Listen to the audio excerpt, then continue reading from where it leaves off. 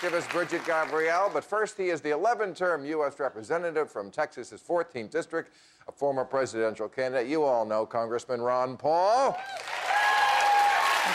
Congressman, look at that.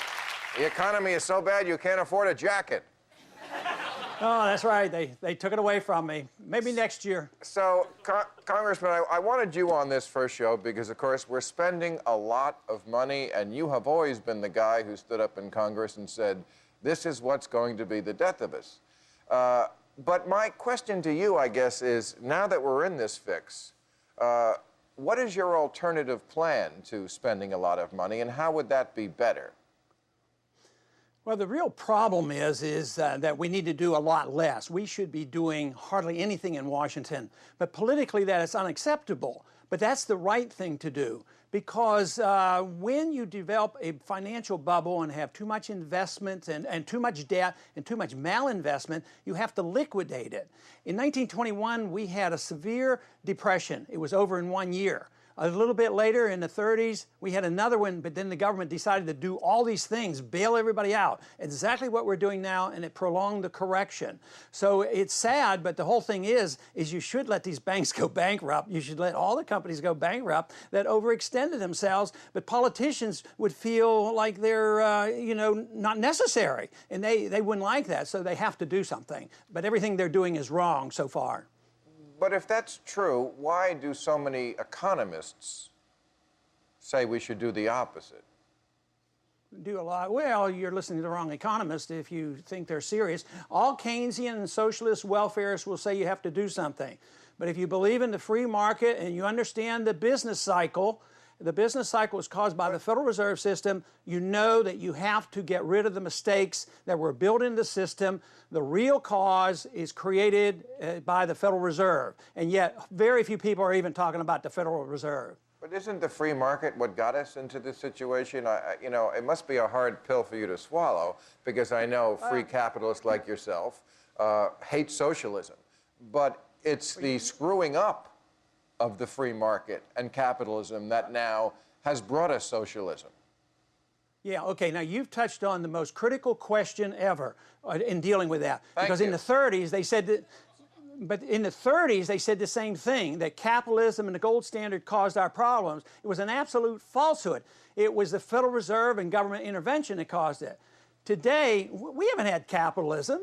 We've had too much regulation, too much spending, too much debt, too much inflation by the Federal Reserve. So we weren't even close to capitalism. But that's in the past. I mean, we're in this fix now. My question to you is, if we did nothing, as you are proposing, or even cut taxes and spending, give me your realistic estimation of what this country would look like in 6 months, in a year, in 5 years. In 1 year, 6 months in a year, it would still be tough, but it would be over. But the way we're going now, it's going to last for 15 years. That's where the real problem is. But the whole thing is my argument won't work unless you cut. And I say you have to cut and balance the budget, but we're spending $1 trillion on overseas maintenance of our empire. I say bring all our troops home, quit spending this money, save hundreds of billions of dollars. Yeah, I agree with cut that. the deficit, spend that money, some of that money at home. But you can't keep printing money.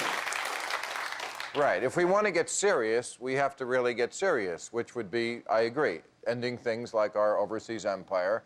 Right. What about, when FDR came into office in '33, one of the first things he did was repeal prohibition. He said, we can't afford this anymore. Well, we have prohibition in this country. That didn't cause the Depression. What's that? That didn't cause the Depression. No, but when he was making radical changes, he said, look, we're serious now. We're going to get serious, and people like liquor. Well, in this country, people like pot. And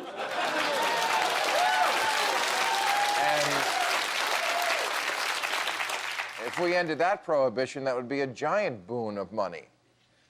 Oh, okay. I don't like pot, but I hate the drug war, so I would repeal all the prohibitions. But I wouldn't even bother taxing it. I would just say that people have the right in a free country to make important decisions on their own lives. If they want to make mistakes, they can. They just can't come crawling to the government to be bailed out or taken care of if they get sick. But I believe in freedom of choice in all that we do, as long as the individual never hurts anybody else. So that means I would get rid of all the federal laws. I would dispose with the drug war. We're spending tens, if not hundreds of billions of dollars on this, and then we march into places like California, override state laws, arrest sick people, and put them in prisons. It makes no sense whatsoever.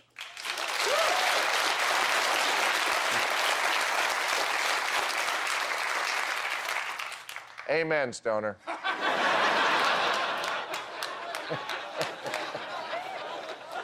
So, let me ask you. You say you don't like pot, but you know, it kind of ended up where you look like you did. But okay. So, so the Republican Party is about as popular as peanut butter right now.